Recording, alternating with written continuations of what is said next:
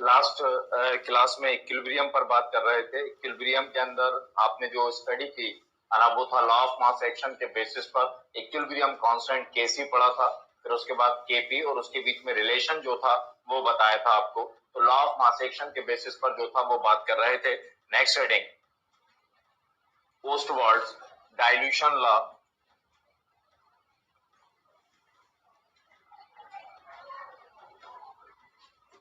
पोस्टवर्ड dilution law, Ostwald का तनुता का नियम।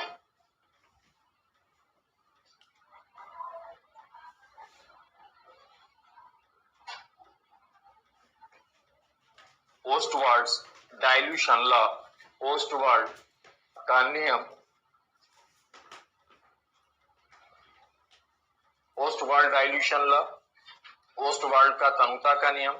यहाँ डाइल्यूशन का मतलब कंसंट्रेशन से रहता है, सांद्रता से जो था वो रहता है। तो यहाँ डाइल्यूशन तनुता वर्ड जो है वो किसको रिप्रेजेंट कर रहा है?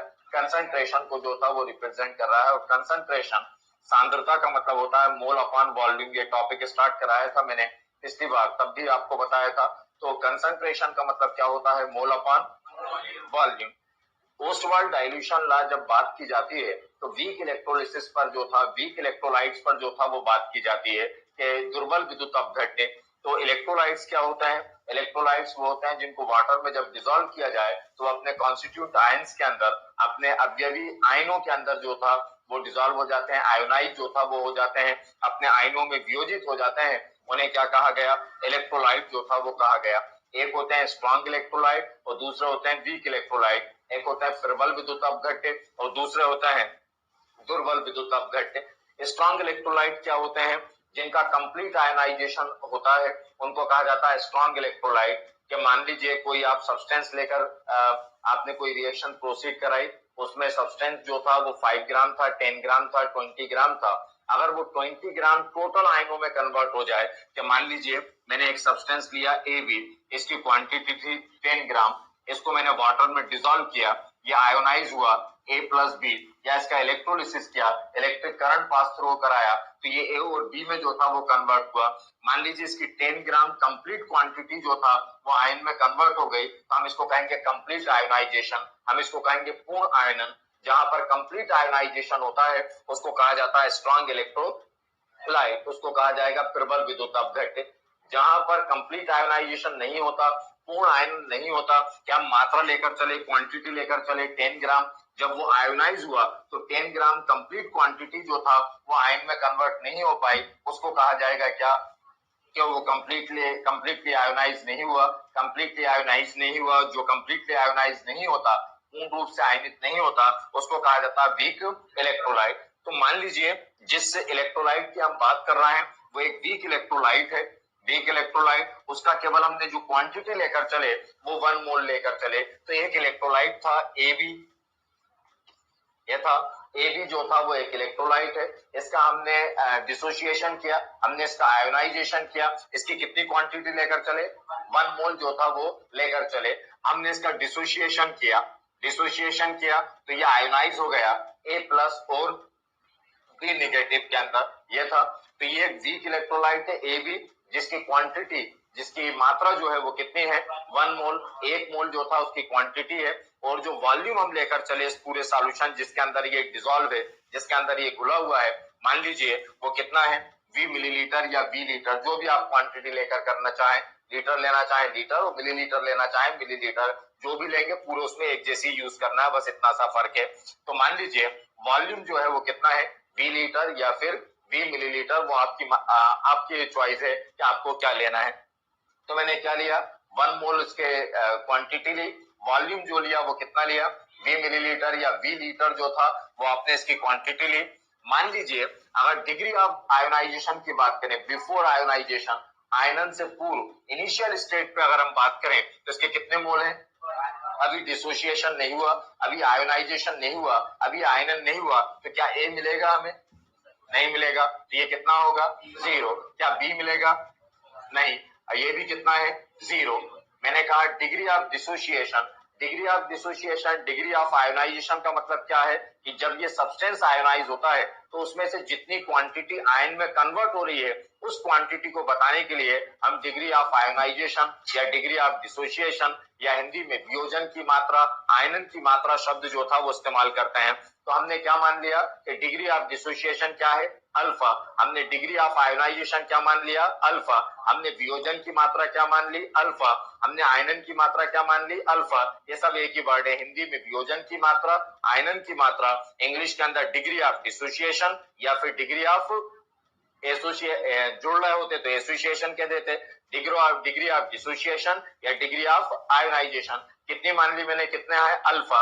जब मैं कह रहा हूं कि डिग्री ऑफ आयोनाइजेशन या डिग्री ऑफ डिसोसिएशन अल्फा है तो इसका मतलब क्या है, इसका मतलब यह है कि इसकी जो टोटल मोल है उसमें से कितनी क्वांटिटी, अल्फा क्वांटिटी किसमें कन्वर्ट हो रही है, आयन के अंदर जो था वो कन्वर्ट हो रही है। तो यहाँ कितना बचेगा, 1 माइनस अल्फा, क्योंकि इसमें से अल्फा, तो यहाँ पर ए कितना बनेगा, अल्फा, बी भी कितना। अगर मैं कहूं कि ए बी की अल्फा क्वांटिटी बाहर निकली, अल्फा क्वांटिटी का आयोनाइजेशन हुआ, तो अल्फा ए बी की कितनी क्वांटिटी, अल्फा, तो ए की भी कितनी और बी की भी कितनी, अल्फा। यही लिखा मैंने यहाँ पर, अल्फा ये था।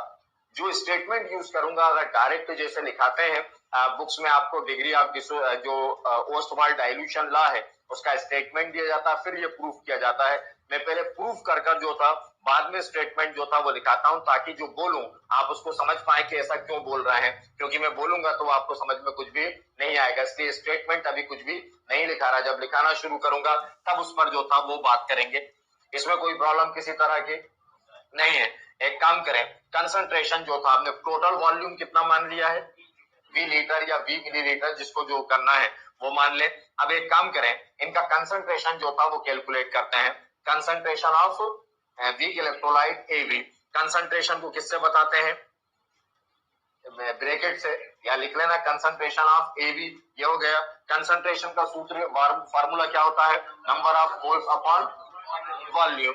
अब ए वी के अभी कितने बचे, 1 माइनस अल्फा, वॉल्यूम कितना है वी, ये हो गया 1 माइनस, ये था 1 माइनस अल्फा अपॉन वी। इसको अगर आप लिखना चाहें तो क्या हो जाएगा, मोल पर लीटर, मोल प्रति लीटर। अब ए का कंसंट्रेशन निकाल ले, ए आयन कितना हो जाएगा, अल्फा अपॉन वी, ये भी क्या कहलाएगा, मोल पर लीटर, ये था। तीसरा निकाल लें, बी निगेटिव, ये भी क्या हो जाएगा, अल्फा अपॉन वी, मोल पर लीटर या मिलीलीटर, जो भी आपने किया। अब एक काम करें, इस पे लॉ ऑफ मास एक्शन जो था वो अप्लाई कर दें, इस पे द्रव अनुपातिक क्रिया नियम जो था वो अप्लाई कर दें। क्या अप्लाई करूं, लॉ ऑफ मास एक्शन, द्रव अनुपातिक क्रिया नियम, according to law of mass action, according to law of mass action, द्रव्य अनुपातिक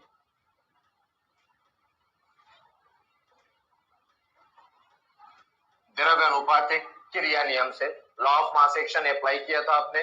लॉ ऑफ मास एक्शन में आप क्या करते हैं, के कैलकुलेट करते हैं, ये था, के कैलकुलेट किया।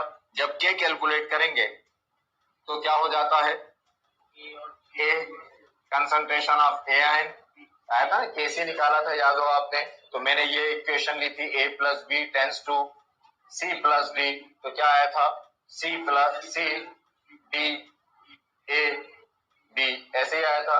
तो सी डी क्या था, राइट हैंड साइड, वो ऊपर आए थे, और लेफ्ट हैंड साइड डोमिनेटर में, तो वही लिख रहा हूं, ए प्लस, ये क्या है, B negative upon A B. ये समझ में आ गया, कोई प्रॉब्लम इसमें नहीं था। ये के,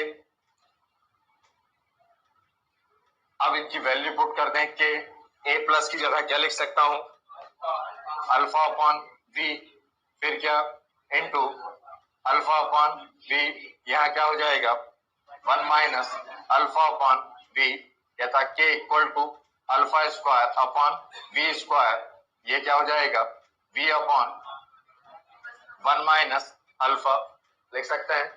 ये v से v जो था ये कैंसिल हो जाएगा, तो k equal to alpha square upon v 1 minus alpha. इसमें कोई प्रॉब्लम यहाँ तक, अब k इक्वल टू, इसको सेपरेट करूं, 1/v into alpha square 1 minus alpha लिख सकता हूं। ये क्या 1 क्या था, अभी लेकर चले थे हमने कि AB के कितने मोल है 1, तो ये क्या है नंबर ऑफ मोल, और ये क्या है वॉल्यूम। मोल अपॉन वॉल्यूम क्या होता है, तो 1/v की जगह क्या लिख सकता हूं, कंसंट्रेशन लिख सकते हैं।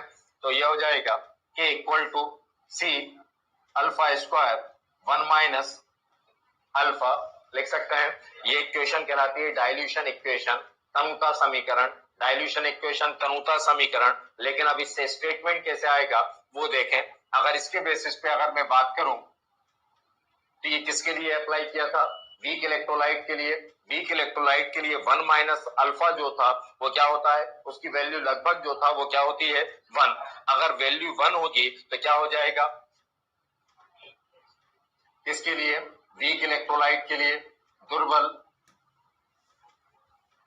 विद्युत अपघट्य फॉर वीक इलेक्ट्रोलाइट, है ना। वीक इलेक्ट्रोलाइट के लिए 1 माइनस अल्फा इक्वल टू 1, वो अलग से नोट कराऊंगा क्या है उसका पूरा रीजन लिखाऊंगा, तो उधर नहीं लिख रहा हूं, वहां पर याद रखने के लिए कि वहां पर मुझे क्या नोट कराना है, इसलिए यहाँ पर बताऊंगा कि क्या लिखना है आपको। तो 1 वीक इलेक्ट्रोलाइट था ये भी शुरू में कहा, वीक इलेक्ट्रोलाइट में कहा कि आयनाइजेशन क्या होता है कंप्लीट, अल्फा की वैल्यू क्या होगी बहुत कम। अगर अल्फा की वैल्यू बहुत कम होगी और 1 में से अगर उसको माइनस किया जाए, अल्फा की वैल्यू क्या है बहुत कम, जब बहुत कम होगी तो उसको 1 में से माइनस करेंगे तो वैल्यू लगभग किसके बराबर आएगी 1 के बराबर। इसलिए मैं बता रहा हूं यहाँ पर, उसका रीजन भी लिखाऊंगा जब आप इसको अटेम्प्ट करेंगे तो हमें कारण भी वहां पर देना पड़ेगा। तो 1 वीक इलेक्ट्रोलाइट के लिए 1 माइनस अल्फा कितना हो जाता है, क्योंकि वीक इलेक्ट्रोलाइट का मतलब होता है कंप्लीट आयोनाइजेशन नहीं हुआ, मतलब अल्फा की वैल्यू क्या है कम, और अगर अल्फा की वैल्यू कम है तो उसको 1 में से माइनस करेंगे तो रिजल्ट लगभग 1 के आसपास ही आएगा। इसलिए हमने लिखा कि वीक इलेक्ट्रोलाइट के लिए 1 माइनस अल्फा इक्वल टू क्या है 1। तो क्या बचेगा k equal to C alpha square, ये हो जाएगा k upon C equal to alpha square, यह हो जाएगा root k upon C equal to alpha, यही हो जाएगा। एक तो यही हो गया, ये C जो है वो क्या है कंसंट्रेशन, है ना। C क्या है कंसंट्रेशन, और C की जगह क्या लिख सकते हो आप, या तो ये लिखा जाएगा आपका, अगर ये नहीं लिखना आपको, C नहीं लिखना होता अगर आपको, तो आप इसके अकॉर्डिंग करते, ये इसको लिख दूं और, तो C की जगह मैं क्या लिख सकता हूं 1/v, तो वो ऊपर आ जाएगा v आ जाएगा, तो क्या आ जाएगा यहाँ पर और k v root equal to alpha लिख सकते हैं। यही डाइल्यूशन लॉ है। तो according to Ostwald dilution law, degree of dissociation of weak electrolyte, ये था degree of dissociation of weak electrolyte is square root या inversely proportional to square root of concentration, या ये नहीं बोलना हो तो क्या है वॉल्यूम, तो आप ये बोल सकते हैं कि degree of dissociation of weak electrolyte, है ना, degree of dissociation of weak electrolyte is directly proportional, सामने ही है, is directly proportional to square root of volume, या वॉल्यूम नहीं बोलना हो तो डाइल्यूशन भी बोल सकते हो आप, अगर समझ में। तो दोनों तरह से जो था वो आप स्टेटमेंट जो था वो दे सकते हैं, लिखिएगा। अब लिखा रहा हूं स्टेटमेंट जो ये आया इसके बेसिस पे लिखिएगा, according to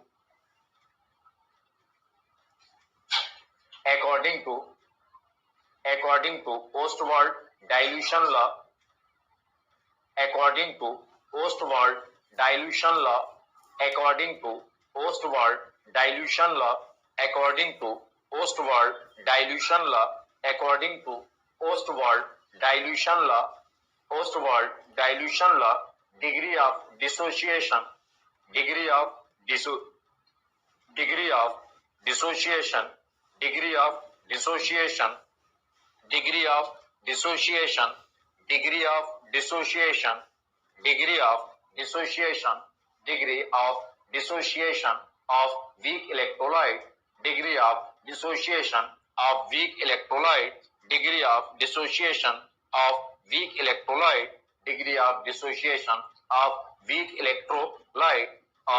electrolyte is inversely proportional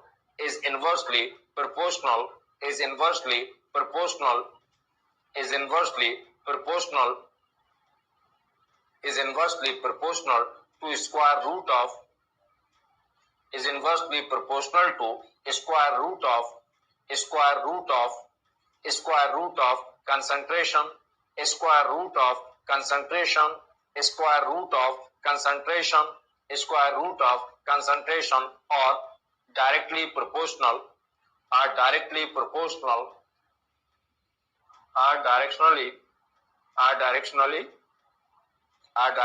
proportional proportional proportional to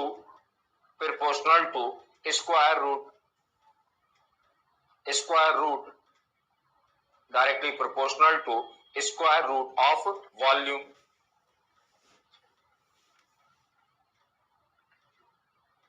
क्या था? पैराग्राफ चेंज करके लिए let us consider paragraph change करके लिखा है let us consider 1 mole of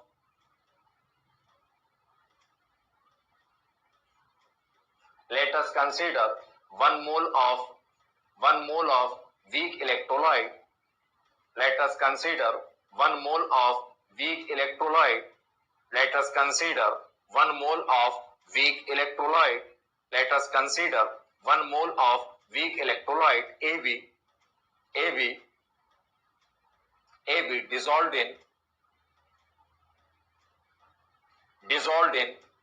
dissolved in V liter volume of solution dissolved in V liter volume of solution dissolved in V liter volume of solution dissolved in V liter volume of solution dissolved in V liter volume of solution and degree of dissociation and degree of dissociation and degree of dissociation and degree of dissociation and degree of dissociation and degree of dissociation is alpha. यहां से हिंदी में लिखिएगा Ostwald के तनुता के नियमानुसार Ostwald के तनुता के नियमानुसार ओस्टवाल्ड के तनुता के नियमानुसार किसी दुर्बल विद्युत ओस्टवाल्ड के तनुता के नियमानुसार किसी दुर्बल विद्युत अपघट्य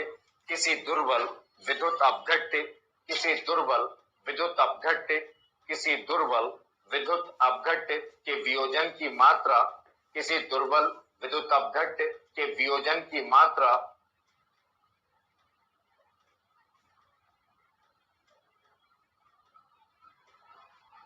किसी दुर्बल विद्युत अपघट्य के वियोजन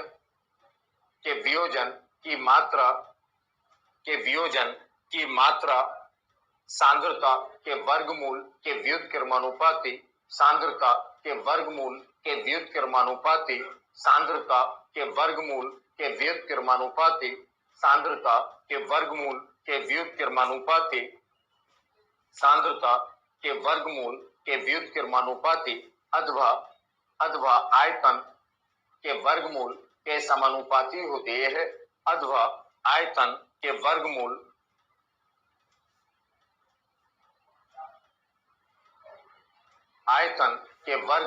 के समानुपाती होती है।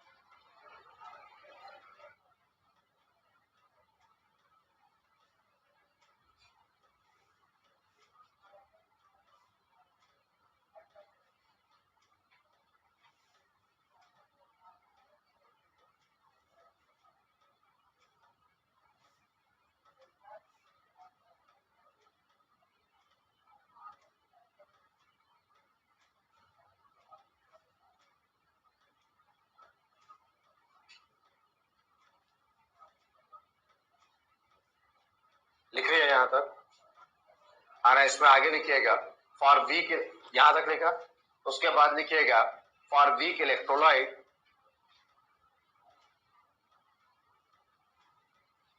For weak electrolyte, for weak electrolyte degree of dissociation, for weak electrolyte degree of dissociation, for weak electrolyte degree of dissociation is very small, is very small, is very small. So 1 minus, so 1 minus alpha, so 1 minus alpha, so 1 minus alpha is nearly close to, so 1 minus alpha is nearly close to, so 1 minus alpha nearly close to 1. Hindi में यही लिख लेना, दुर्बल विद्युत अपघट के लिए 1 minus alpha equal to 1.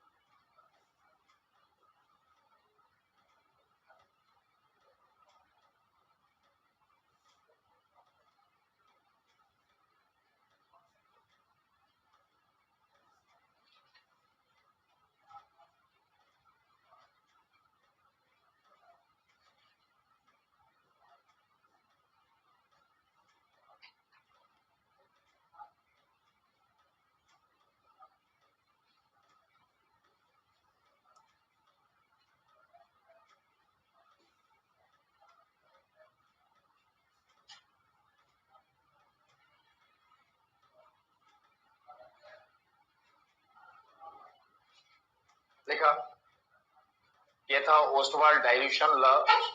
Next heading different concept of acid and base, different concept of acid and base,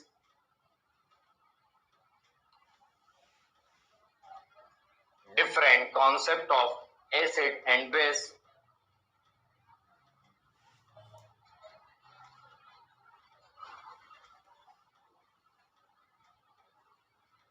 different concept of acid एवं acid and base. देखा, different concept of acid and base. Hindi में लिखें अम्ल एवं क्षार की विभिन्न अवधारणाएं, अम्ल एवं क्षार की विभिन्न अवधारणाएं, अम्ल एवं क्षार की विभिन्न अवधारणाएं.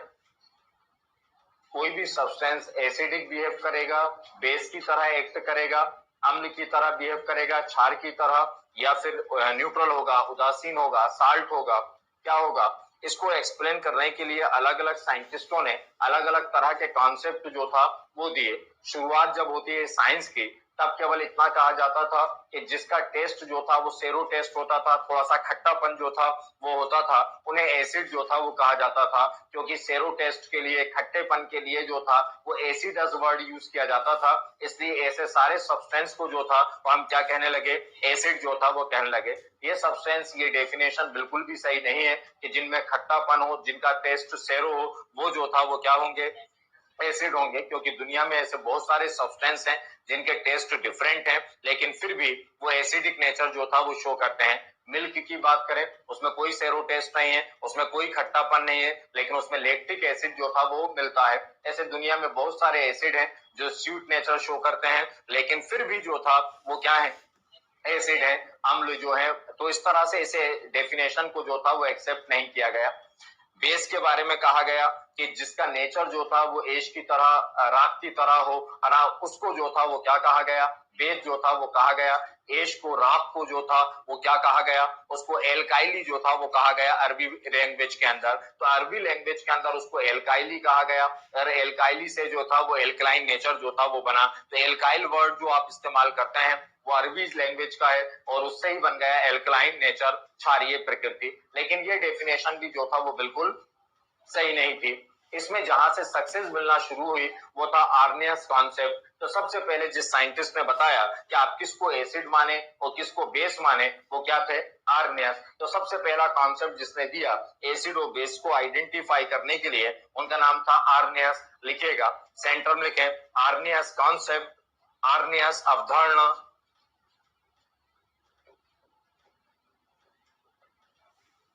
Arrhenius concept, Arrhenius concept, Arrhenius अवधारणा,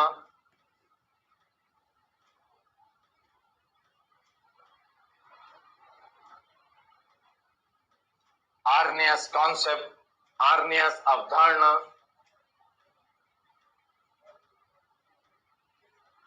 Arrhenius concept, Arrhenius अवधारणा,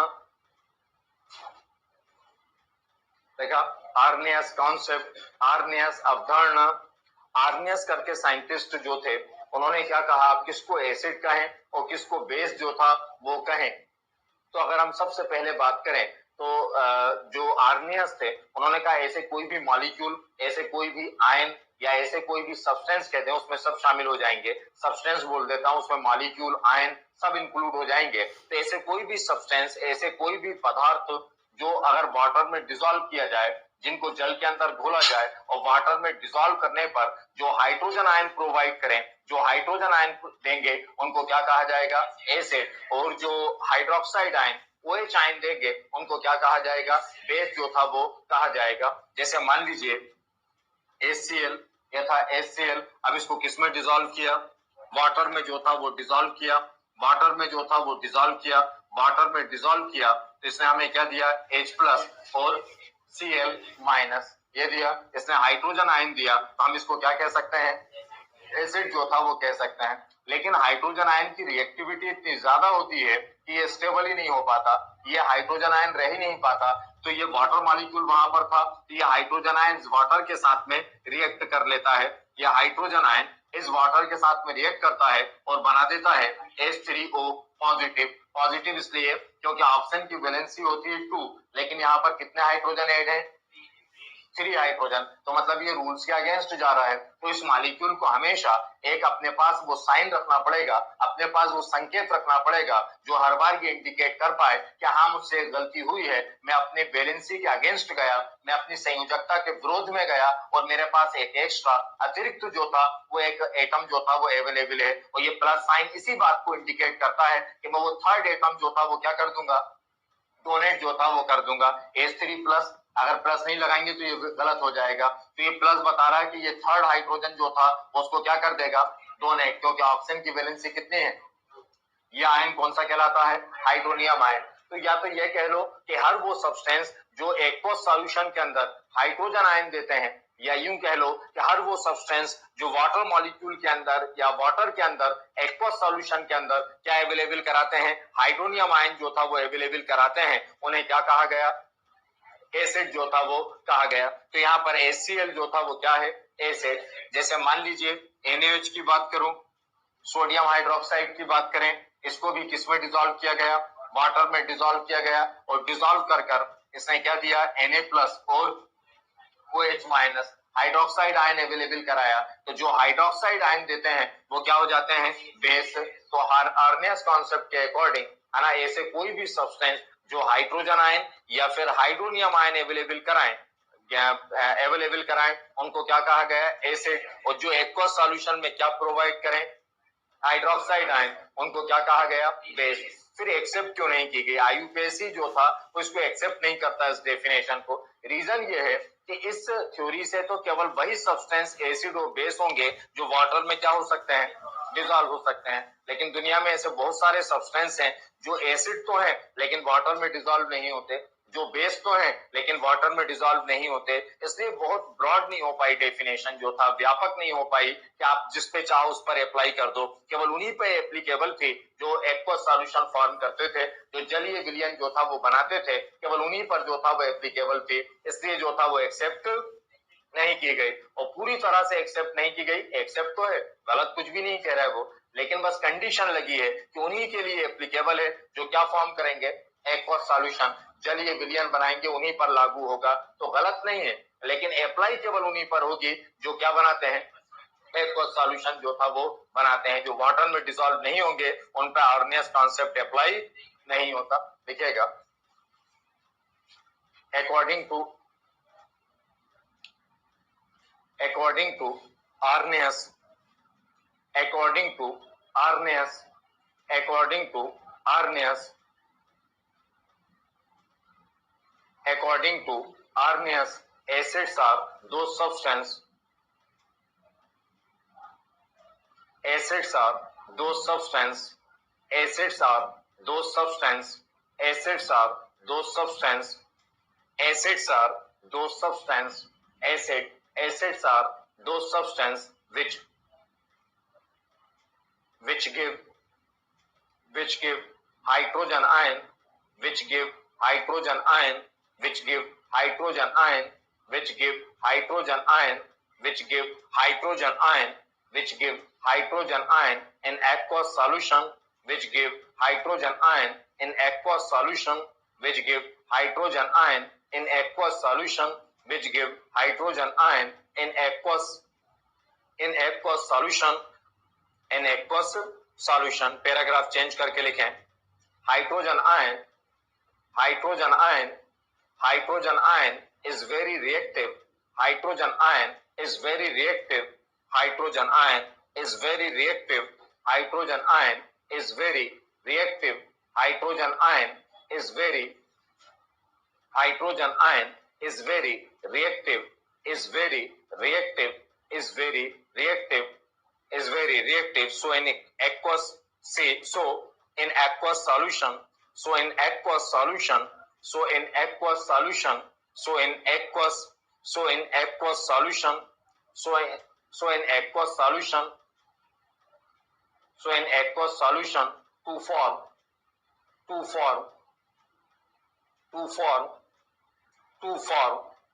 hydronium ion to form hydronium ion to form hydronium ion to form hydronium ion to form hydronium ion to form hydronium ion. Paragraph change करके लिखें base are those substance base are those substance base are those substance base are those substance base are those substance which give hydroxide ion which give hydroxide ion which give hydroxide ion which give hydroxide ion which give hydroxide which give hydroxide ion which give hydroxide ion which give hydroxide ion in aqueous solution in aqueous solution in aqueous solution in aqueous solution. लिखना ये क्या है base ये क्या होगा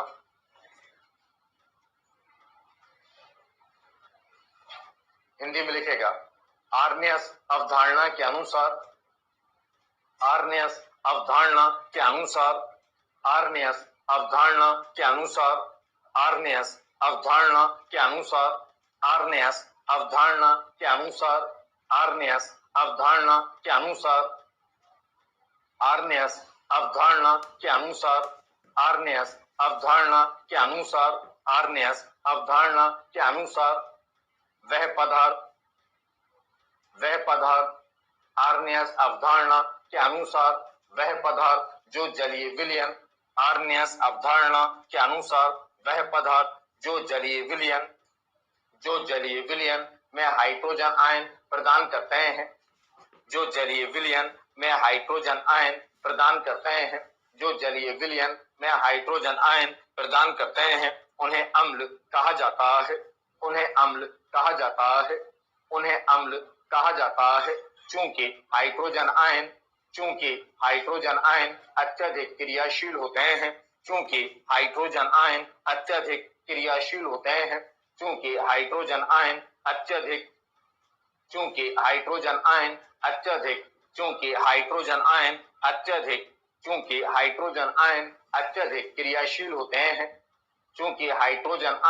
अत्यधिक क्रियाशील होते हैं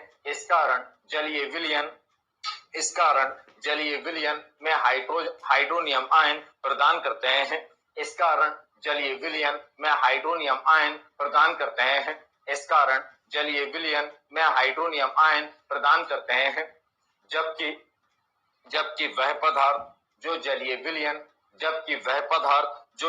विलयन में हाइड्रोक्साइड आयन जो जलीय विलयन में हाइड्रोक्साइड आयन प्रदान करते हैं, हाइड्रोक्साइड आयन प्रदान करते हैं, उन्हें क्षार कहा जाता है।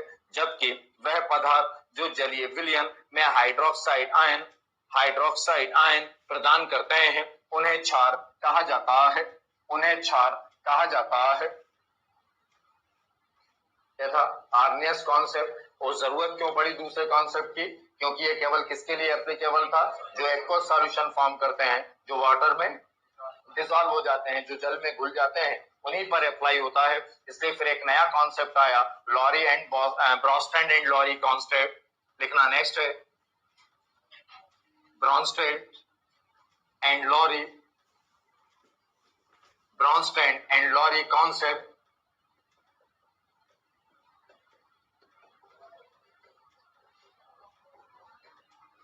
ब्रॉन्स्टेड एवं लॉरी अवधारणा, Bronsted and Lowry concept.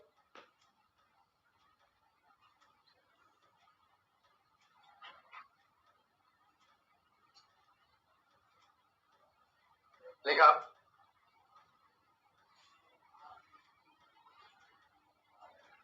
Brønsted और लॉरी कॉन्सेप्ट को अगर देखें, है ना, तो उन्होंने एक नया कॉन्सेप्ट जो था वो यूज करने की कोशिश करी। एक्वस सॉल्यूशन वाली बात को हटाकर अभी आप कहते हो कि वो जो एक्वस सॉल्यूशन में कौन सा आयन प्रोवाइड करते हैं, हाइड्रोजन आयन जो था वो प्रोवाइड करते हैं, उन्हें क्या कहा गया? एसिड जो था वो कहा गया। एक्चुअल में ब्रॉन्स्टेड और लॉरी ने जो था वो किसी भी केमिकल रिएक्शन के अंदर जो था वो प्रोटॉन कॉन्सेप्ट के बेसिस पर, प्रोटॉन अवधारणा के आधार पर जो था वो नया कॉन्सेप्ट जो था वो देने की कोशिश करी।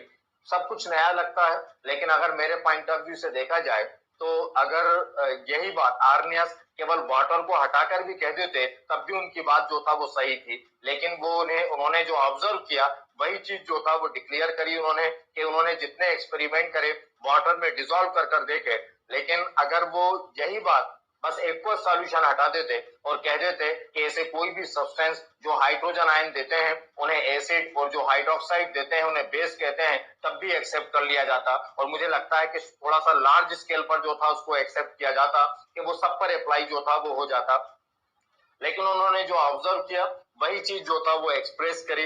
अब ब्रॉन्स्टेड और लॉरी ने इसी बात को शायद समझा होगा, पूरी तरह से नहीं, जो मुझे समझ में आता है वहां पर, कि मेरे पॉइंट ऑफ व्यू से अगर समझाने की कोशिश की जाए ब्रॉन्स्टेड और लॉरी की, तो कुछ भी नया करने की कोशिश नहीं करी, केवल शब्दों की हेराफेरी करी, केवल शब्दों का जाल जो था वो उन्होंने बुना। और अगर मेरे पॉइंट ऑफ व्यू से देखा जाए तो बहुत सिंपल तरीके से जो बात आर्नियस ने समझाने की कोशिश करी, वहां से केवल उस कंडीशन को हटाने के लिए, वो जो उन्होंने कहा वो तो बताऊंगा, है ना, लेकिन एक बात बताने की कोशिश कर रहा हूं कि कुछ अलग नहीं है एक तरह से मेरे पॉइंट ऑफ व्यू से अगर देखा जाए तो। बस उन्होंने केवल वो कंडीशन जो थी वाटर में डिसॉल्व करने की, वो एक तरफ हट जाए और ये थोड़ा सा ब्रॉड हो जाए, ये थोड़ा सा व्यापक हो जाए, शायद मुझे इसलिए लगता है कि ये नया कॉन्सेप्ट जो था वो देने की कोशिश करी। जैसे पुरानी बात सही करूं तो आर्नियस ने क्या कहा, जो क्या देते हैं, हाइड्रोजन आयन जो था वो प्रोवाइड करते हैं। हाइड्रोजन आयन, या हाइड्रोजन आयन की बात करूं, हाइड्रोजन की बात करूं तो इसका एटॉमिक नंबर क्या होता है? 1। तो इस हाइड्रोजन का एटॉमिक नंबर होता है 1। इट मींस इसके पास कितने इलेक्ट्रॉन है? 1। इसके पास कितने प्रोटॉन? 1। और इसके पास न्यूट्रॉन अवेलेबल नहीं होता, आप जानते हैं। तो हाइड्रोजन के पास 1 इलेक्ट्रॉन होता है, 1 प्रोटॉन होता है और न्यूट्रॉन अवेलेबल नहीं होता। अब इस H प्लस की बात करें, इस प्लस का मतलब आपको पता है, इस प्लस का मतलब क्या है कि उसने इलेक्ट्रॉन जो था वो क्या कर दिया? डोनेट कर दिया। तो इस H के प्लस तो ये था, तो इस H प्लस के पास कितने इलेक्ट्रॉन है? 0, क्योंकि वो 1 इलेक्ट्रॉन जो था वो भी उसने क्या कर दिया? डोनेट जो था वो कर दिया। इसके पास प्रोटॉन कितने हैं? 1। न्यूट्रॉन कितना है? 0। तो H प्लस के पास क्या होता है? 1 प्रोटॉन होता है। तो मैं H प्लस को प्रोटॉन भी तो कह सकता हूं। तो उन्होंने यही कहा कि जो प्रोटॉन डोनेट करेगा वो एसिड होगा, तो वही तो है प्रोटॉन। एक्चुअल में किसी केमिकल रिएक्शन में दुनिया में कभी कोई प्रोटॉन पार्टिसिपेट कर ही नहीं सकता, है ना, कि कभी दुनिया की, वो एक अलग रिएक्शन है, वो एक अलग कॉन्सेप्ट है जिसको न्यूक्लियर केमिस्ट्री जो था वो कहा जाता है। नॉर्मल रिएक्शंस आप जो पढ़ते हैं, साधारणतः जो रिएक्शंस आप पढ़ते हैं, उनमें जब रिएक्शंस होती हैं तो उनमें केवल कौन पार्टिसिपेट करते हैं? इलेक्ट्रॉन जो था, प्रोटॉन कभी पार्टिसिपेट नहीं करते। तो फिर कैसे हो गया कि आप कह रहे हो कि जो प्रोटॉन डोनेट करे, प्रोटॉन तो डोनेट कभी करती नहीं सकता, कर सकता है क्या?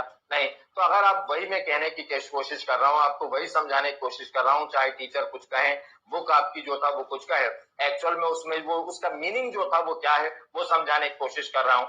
वो जो वो होता ना, आपने देखा होगा कि कई एक ही चीज के नाम होते हैं, बड़े बड़े ब्रांड होगा, उसमें एक ही ने दूसरा नाम खोल दिया तो आगे न्यू रख दिया, या कुछ और थोड़ा सा कुछ और एक चीज जोड़ दी कि नाम पे कोई कॉपीराइट एक्ट जो था वो ना लग जाए। तो फील करो, अगर प्रॉपर डीप में जाकर पढ़ते जाओ तो आर्नियस ब्रॉस्टैंड और लॉरी का काम जो था वो कुछ इसी अंदाज का दिखाई देता है कि जो काम आर्नियस ने कहा, उस आर्नियस के काम पर कॉपीराइट एक्ट ना लग जाए, शायद इसलिए उन्होंने टर्मोलॉजी जो था वो पूरी, ऐसा एथेंटिक बोल नहीं सकता ऐसा, लेकिन आपको वही प्रूफ करके जो था वो बता रहा था। तो वही है, प्रोटॉन तो कभी डोनेट, जहां प्रोटॉन इन्वॉल्व होते हैं रिएक्शन के अंदर, है ना, तो प्रोटॉन जहां पर इन्वॉल्व होते हैं वहां रिएक्शन जहां पर कराई जाती है, वहां पर उसमें जो रिएक्शन कराई जाएगी वहां पर उसको प्रोटेक्ट करने के लिए रिएक्शन को, कि उससे किसी को नुकसान ना पहुंचे, वहां पर एक वॉल जो था वो 10 मीटर की बनती है, कंक्रीट की वॉल, मतलब 10 मीटर मान 10 फीट होगा ये लगभग, है ना, तो 10 फीट होगा, 10 फीट हुआ तो हाँ 10 फीट हुआ तो मतलब 1 मीटर के अंदर कितना 3 के आसपास वो रहते हैं, 3.3 के आसपास जो था फिट रहते हैं। तो इसका मतलब मैं तो क्या कह रहा हूँ 10 मीटर, तो 10 मीटर की जो चौड़ाई होगी उसके बराबर एक वॉल जो था वो कंक्रीट की जो था वो बनाई जाती है, आप अंदाज लगा लो। तो हम 3 से ही मान लें, 30 फीट, गलत कह रहा हूं मैं तो, ऐसे कितने कमरे, 3, ऐसे 3 कमरों की एक वॉल बनाई जाएगी, वो भी किसकी, प्योर कंक्रीट की, ताकि उसमें से कोई रेडिएशन जो था वो बाहर ना निकले। अगर प्रोटॉन के बेसिस पर अगर हम बात करें तो केमिस्ट्री में जहां पर न्यूक्लियस पार्टिसिपेट करना पड़ता है, वहां पर रिएक्शंस को प्रोटेक्ट करने के लिए जो वॉल बनाई जाती है जहां पर रिएक्शन होती है, वहां पर उसकी एक वॉल की लेंथ जो था, ब्रिज जो थी, चौड़ाई जो थी, वो कंक्रीट की होना चाहिए वो वॉल, और उसकी चौड़ाई कितनी, लगभग लगभग मतलब 30 फीट, मतलब ये कम बता रहा हूँ और ज्यादा हो जाएगी ये, है ना, तो पूरी तरह से कैलकुलेट करोगे आप तो लगभग कम से कम बता रहा हूँ 30 फीट, तो आप अंदाज लगा लें यहाँ पर। तो वो कहना वही चाहते हैं जो वो बात कही थी।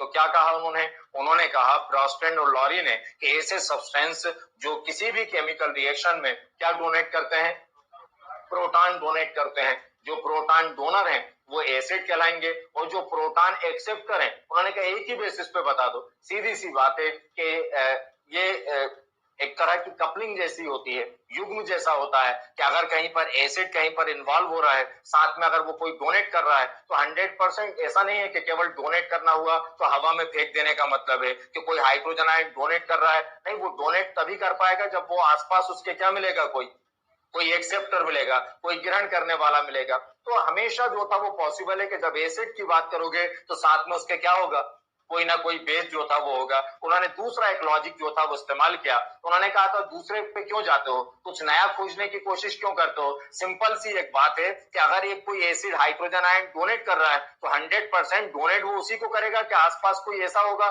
जो उसको क्या करेगा, एक्सेप्ट करेगा, और एक्सेप्ट वही कर पाएगा जो उसका अपोजिट होगा, एसिड है तो वो उसका क्या होगा, बेस होगा। तो उन्होंने कहा कि सिंपल अलग अलग कॉन्सेप्ट पे जाते क्यों हो, कुछ लॉजिक जो था वो इस्तेमाल करो, और उन्होंने वही लॉजिक जो था वो इस्तेमाल किया। इसके बाद सारे कॉन्सेप्ट के टर्मिनोलॉजी जो था मैं बताऊंगा आपको कि ब्रॉस्टैंड और लॉरी के बाद ये कॉन्सेप्ट सोचने का तरीका जो था वो बदल गया। हम सिंपल तरीके से सोचते हैं, लेकिन इसके बाद लुईस ने जब कॉन्सेप्ट दिया तो उन्होंने वो कॉन्सेप्ट को, उस टेक्निक को कैच करने की कोशिश करी कि जो लॉजिक होता है स्टडी करते टाइम, वो लॉजिक को जो था वो कैच करने की जो था वो कोशिश करी। तो जो कहा उन्होंने उस पर आऊं, जो छुपी हुई बात थी वो समझाने की कोशिश कर रहा था, है ना। तो ब्रॉस्टैंड और लॉरी ने क्या कहा कि जो प्रोटॉन डोनेट करेगा वो, और जो एक्सेप्ट करेगा उसको क्या कहा, बेस। कुछ नया ढूंढने की कोशिश नहीं करी, उन्होंने कहा पेयरिंग कर दो आप, अपने आप कुछ बात कभी गलत होगी ही नहीं, है ना। तो देखें,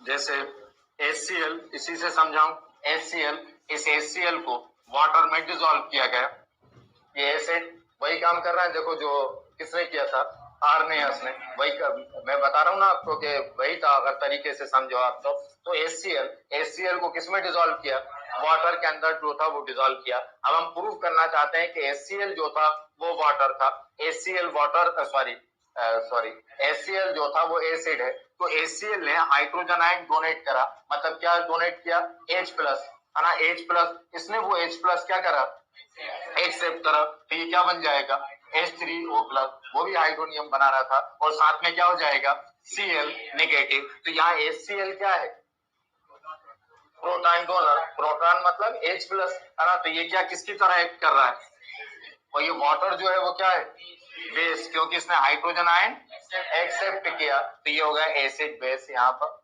और वो जो भी होगा एसिड के साथ, जो भी होगा नहीं भी समझ में आ रहा तो 100% जो होगा साथ में एसिड के साथ रिएक्ट कर रहा होगा, पेयरिंग कर रहा होगा, वो क्या होगा, बेस ही जो था वो होगा। तो वही कॉन्सेप्ट जो था, आ गया समझ में। अब इसमें कोई वाटर के डिसॉल्व करने की कोई बात नहीं है, लिखिएगा।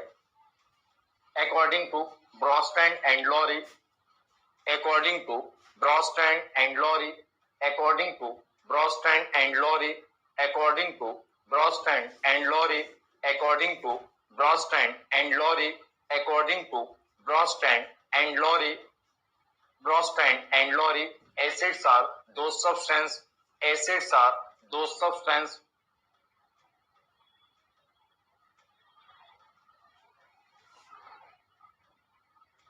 acids are those substances, acids are those substances which give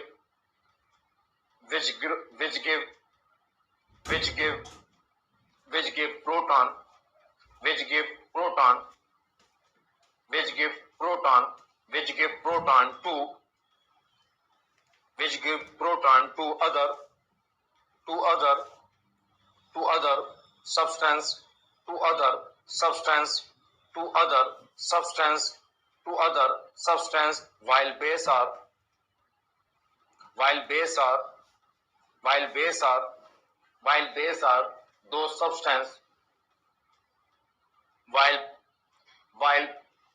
base are, while base are those substance, while base are those substance, while base are those substance, while base are those substance, while base are those substance, while base are,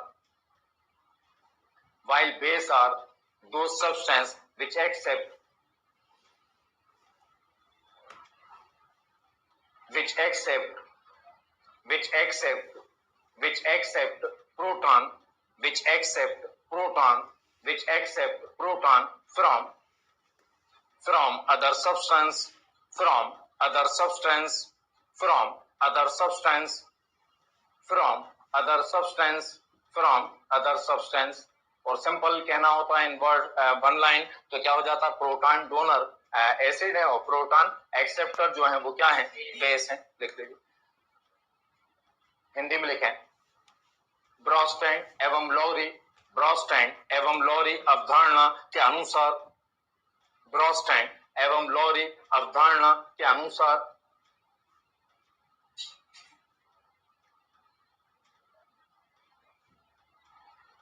ब्रोस्टैंड एवं Lowry अवधारणा के अनुसार, ब्रोस्टैंड एवं Lowry अवधारणा के अनुसार वह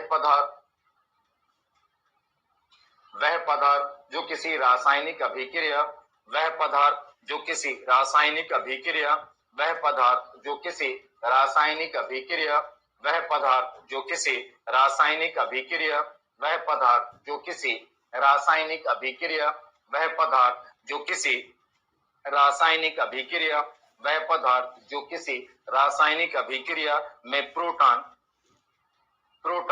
दान करते हैं, किसी रासायनिक अभिक्रिया में प्रोटॉन दान करते हैं, प्रोटॉन दान करते हैं, प्रोटॉन दान करते हैं, अर्थात प्रोटॉन दाता, अर्थात प्रोटॉन दाता, अर्थात प्रोटॉन दाता अम्ल कहलाते हैं, अर्थात प्रोटॉन दाता अम्ल कहलाते हैं, अर्थात प्रोटॉन दाता अम्ल कहलाते हैं।